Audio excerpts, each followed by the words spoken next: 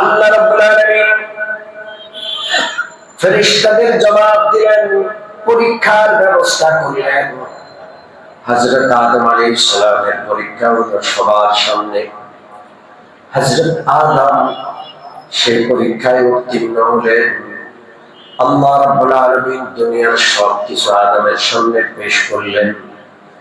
এই পৃথিবীতে আল্লাহর খলিফা হিসাবে আদম সন্তান সময় কাটাবে, হায়াত কাটাবে। এখানে কি কি দরকার, কি কি দরকার নাই, কি কি হালাল, কি কি হারাম, এখানের যাবতীয় বিষয়গুলো আল্লাহ আদমের সামনে পেশ করলেন। হযরত আদম সব আয়ত্ত করে নিলেন। পবিত্র 3টি আয়াতে আল্লাহ তাআলা বিসমিল্লাহ পড়ার নির্দেশ দিয়েছেন, আউযু বিল্লাহ পড়ার নির্দেশনা দিয়েছেন। আউযু বিল্লাহ পড়লে আল্লাহর উপর ভরসা রাখলে, ঈমান রাখলে আল্লাহ শয়তানের চক্রান্ত থেকে মানুষকে হেফাজত করবেন। যারা আউযু বিল্লাহ পড়ে না, আল্লাহও বুঝে না, শয়তানও বুঝে না, তাদের উপর শয়তান কঠিন ভাবে প্রভাব বিস্তার করে। এটা আল্লাহ বলছেন, فَإِذَا قَرَأْتَ الْقُرْآنَ فَاسْتَعِذْ بِاللَّهِ مِنَ الشَّيْطَانِ الرَّجِيمِ। যখন আপনি তেলাওয়াত করবেন, কোরআন পাঠ করবেন, তখন আল্লাহ তাআলার কাছে শয়তানের মারদুদ থেকে আশ্রয় চান।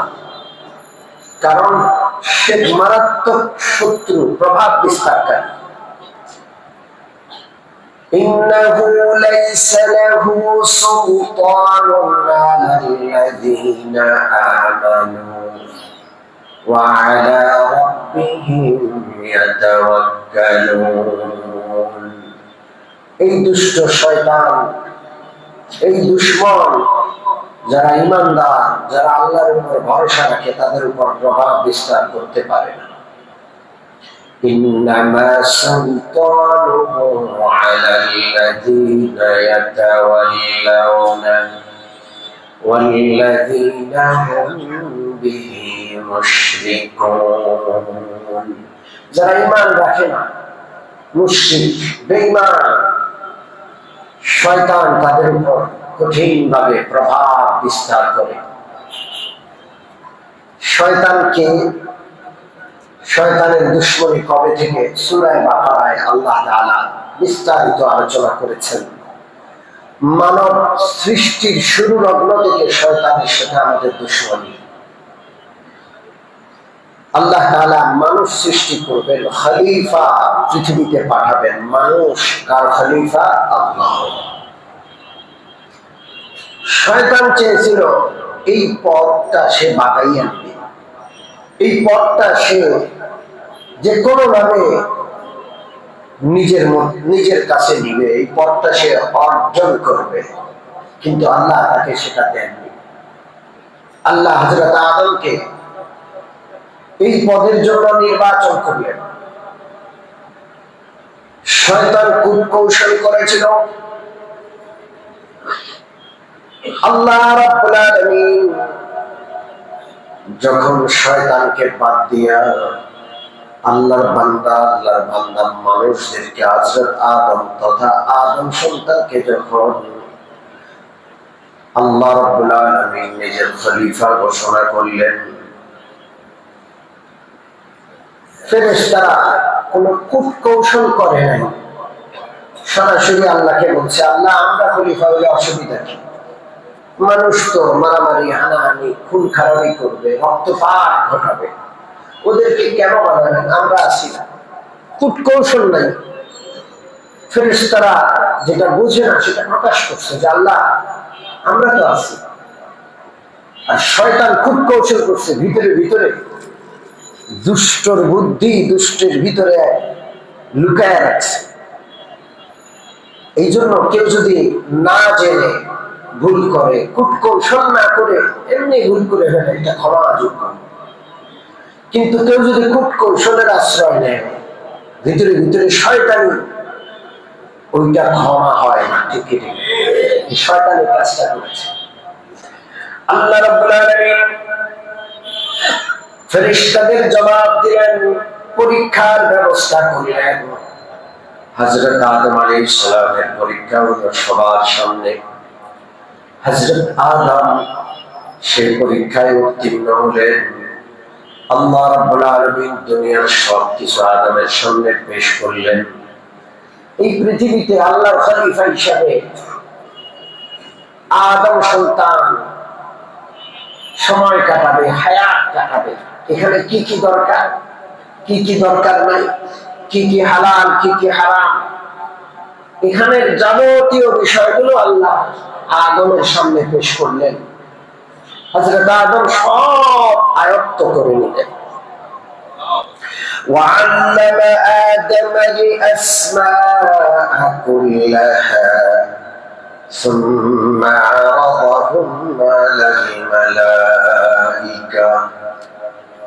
আল্লাহ রাব্বুল আলামিন হযরত আদম আলাইহিস সালাতু ওয়াস সালামকে এই পৃথিবীতে যা দরকার সব কিছু শিখিয়ে দিলেন। এরপরে ফেরেশতাদের সামনেও বিষয়গুলো প্রকাশ করলেন। فقال أنبئوني بأسماء هؤلاء إن كنتم صادقين। ও ফেরেশতারা, বিষয়গুলো আদমের সামনেও পেশ করলাম, তোমাদের সামনেও পেশ করলাম।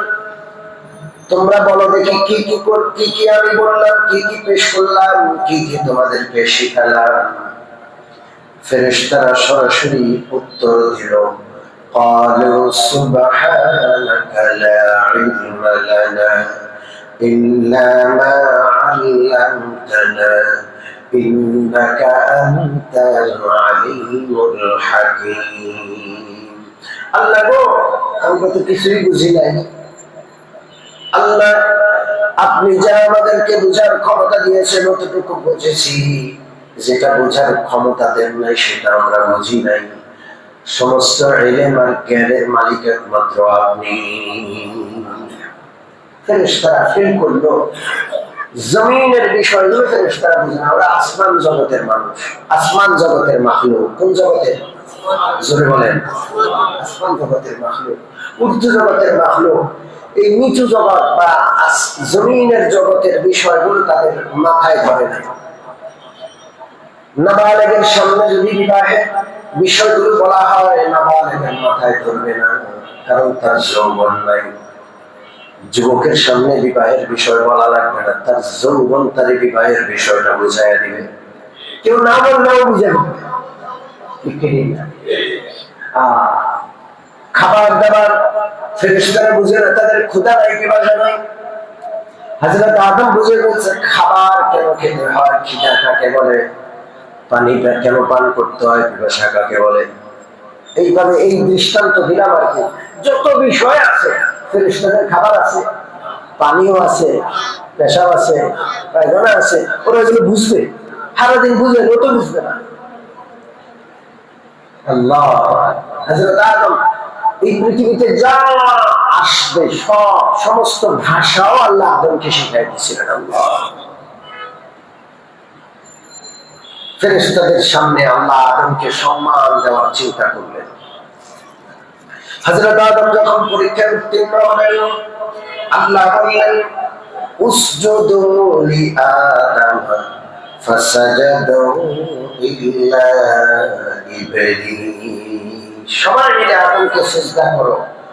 গোটা সৃষ্টি জগৎ, এখানে ফেরেশতাদের কথা আছে, ফেরেশতারা যখন সিজদা করলো, গোটা সৃষ্টি জগৎ হযরত আদমকে সম্মান সূচক সিজদা করেছে। আল্লাহ, গোটা সৃষ্টি, সুবহানাল্লাহ। এখানে একটু ব্যাখ্যা দরকার, খুব অল্পতে আমি ব্যাখ্যা দেব। সিজদা করতে আল্লাহ কেন বললেন? এই পৃথিবীতে আমাদের বাংলাদেশের কিছু মানুষ আছে যারা কবরে সিজদা করে, পীরকে সিজদা করে, আছে না নাই?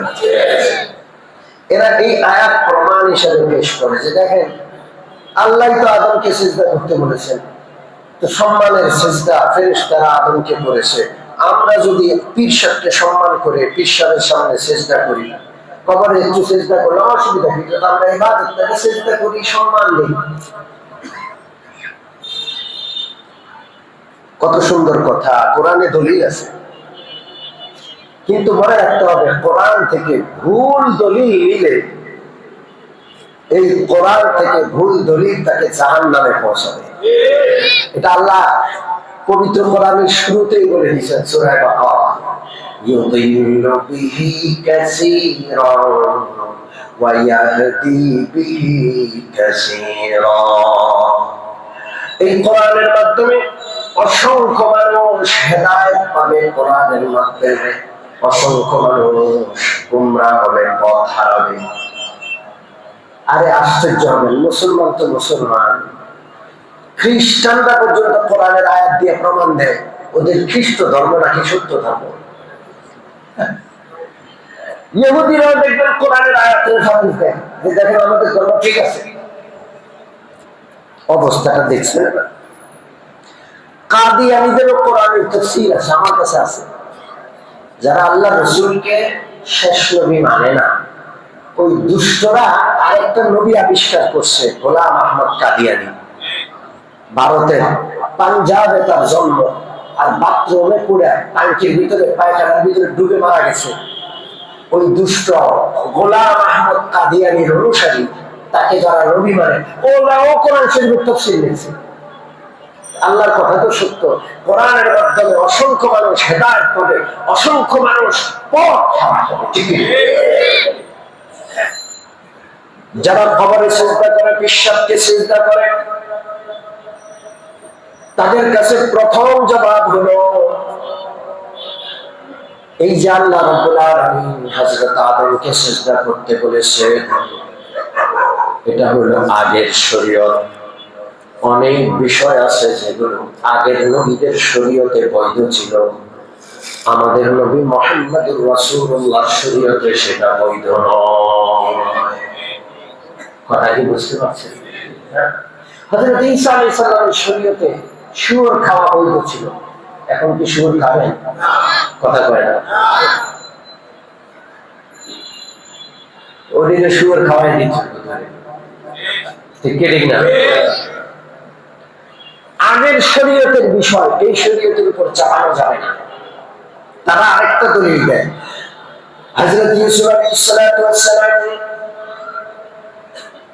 যখন বাবাদেরকে আর ছেলে তার ভাইদেরকে মিশরে আনলেন, হযরত ইউসুফ আলাইহিস সালামের বাবা ইয়াকুব তার 11 ভাই, তার মা সবাই মিলে ইউসুফ আলাইহিস সালামকে সিজদা করেছেন, সম্মান সূচক সিজদা। তাকে হযরত, সেটা আরেক শরীয়তে, ইউসুফ আলাইহিস সালামের শরীয়তে। সেই শরীয়তের বিধান এই শরীয়তে চলবে না। কথা কি বুঝে আসছে? পরিষ্কার কথা। শরীয়তে মুহাম্মাদী, আল্লাহ রাসূলের শরীয়তে আল্লাহ ছাড়া কোন সৃষ্টির সামনে মাথা নত করা বৈধ। একটা প্রমাণ দিব সময়। আল্লাহর হাবিব সাল্লাল্লাহু আলাইহি ওয়াসাল্লাম সাহাবাদের সাথে একটা বাগানে অবস্থান করছেন। হঠাৎ করে নবীজির সামনে একটা উটনি এসে নবীজির পায়ে মাথা ঘষে। সাহাবারা বললেন, ইয়া রাসূলুল্লাহ, এই উটনি আপনাকে সিজদা করছে, সম্মান দিচ্ছে, আমরা আপনাকে সিজদা করে সম্মান দিলে অসুবিধা কি? ইয়া রাসূলুল্লাহ, রোম পারস্যের লোকেরা তাদের বাদশাকে, তাদের রাজাদেরকে সিজদা করে সম্মান দেয়। আপনি আমাদের রাজা, আপনি আমাদের নবীও, আমাদেরও মন চায় ভক্তি দেখাই, সম্মান দেখাই, একটু সিজদা করি। কথা কি বুঝতে? আল্লাহ রাসূল জবাব দিচ্ছেন, খবরদার, আল্লাহ ছাড়া কারো সামনে সিজদা করা যাবে না। রাসূলুল্লাহ বলেন, লাউ কুনতু আমুরু আহাদান আন ইয়াসজুদা লিআহাদিন লা আমারতুল মারআতা আন তাসজুদা লিজাওজিহা। শুনে রাখো, আল্লাহ রাব্বুল আলামিন ছাড়া কারোর সামনে যদি সিজদা করতে বলতাম, তাহলে বলতাম স্ত্রীরা যেন স্বামীদেরকে সিজদা করে। আল্লাহ ছাড়া কারোর সামনে সিজদা করা যাবে না, কারোর সামনে যাবে না। এই শরীয়তে সব মাথা নত করা নিষেধ। জিন্দার সামনেও করা যাবে না, মুর্দার সামনে, কবরের সামনেও মাথা নত করা যাবে না। বরং মসজিদের ভিতরে, মসজিদের এমন জায়গায় কবর দেওয়া যেখানে নামাজ পড়তে হয় কবর সামনে রাখে, এটা হারাম। এটা কি? আমাদের এই মসজিদে ৩-৪টা কবর ছিল, আপনাদের মনে আছে? কার কার মনে আছে? মাশাআল্লাহ, মাশাআল্লাহ। আমরা একেবারে অন্তঃস্থল থেকে ওদের জন্য দোয়া করি যারা এই কবর সরাইছে, এই মসজিদটাকে নাপাক থেকে পবিত্র করেছে, তাদের জন্য আমাদের আজীবন দোয়া থাকবে ইনশাআল্লাহ। এত সুন্দর একটা পরিবেশ, ওখানে কবর ছিল, নাপাক ছিল, শিরক ছিল, ঠিক না? আলহামদুলিল্লাহ এখনো পুরান ঢাকায় অনেক মসজিদে কবর আছে, আছে কি আছে? জোরে বলেন। আল্লাহ যেন সুযোগ করে দেন, ওই কবরগুলোকে ভেঙে চুরে গুড়িয়ে দিতে হবে, কবরের ভিতর থেকে হাড়গোড় উঠিয়ে সবগুলোকে আজিমপুর গোরস্থানে দাফন করতে হবে। ঠিক আছে ইনশাআল্লাহ? মাথা নত করা যাবে না, মাথা নত একমাত্র কার সামনে? কিন্তু হযরত আদম আলাইহিস সালামের সামনে মাথা নত করে সিজদা করা, এই বিধান বা এই বিষয়টা ছিল আগেকার শরীয়তে। এখানে চলবে, বুঝতে হবে, কি করতে হবে? আল্লাহ যেন ওদের হেদায়েত করেন, বুঝার তৌফিক দান করেন। সম্মানিত উপস্থিতি, হযরত আদমের সামনে সবাই সিজদা করল। হযরত আদমকে সম্মান দিলেন কে? শয়তানের গা জ্বলে পড়ে ছারখার হয়েছে, সর্বনাশ, আমার পথ চিরজীবনের জন্য শেষ। এটা আদমের দখলে চলে গেছে। আদম আলাইহিস সালাম এবং তার সন্তানরা কিয়ামত পর্যন্ত কার খলিফা? জোরে বলেন, খলিফা কার? আল্লাহ। আল্লাহ যেন আমাদের কবুল করেন, জোরে বলে আমিন। সম্মানিত মুসলিয়ানে কেরাম, একটু তাড়াহুড়া আছে আজকে, এই জন্য এই পর্যন্ত।